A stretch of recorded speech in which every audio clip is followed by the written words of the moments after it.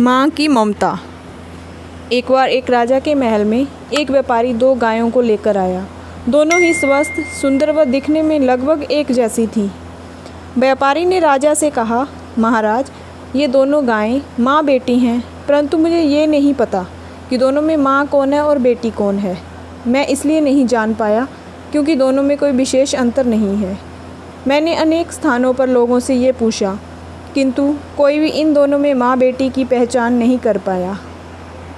बाद में मुझसे किसी ने ये बताया कि आपका बुजुर्ग मंत्री बेहद कुशाग्र बुद्धि का है और यहाँ पर मुझे अवश्य मेरे प्रश्न का उत्तर मिल जाएगा, इसलिए मैं यहाँ पर आया।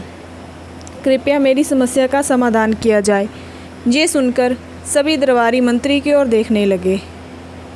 मंत्री अपने स्थान से उठकर गायों की ओर चला गया। उसने दोनों गायों का गहराई से निरीक्षण किया, किंतु वह भी नहीं पहचान पाया कि वास्तव में माँ कौन है और बेटी कौन है। अब मंत्री बड़ी दुविधा में फंस गया।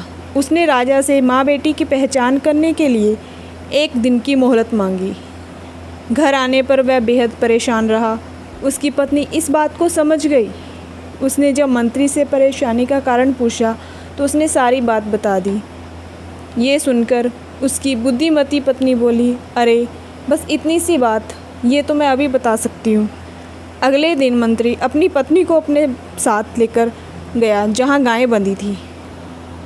मंत्री की पत्नी ने दोनों गायों को अच्छा भोजन रखा।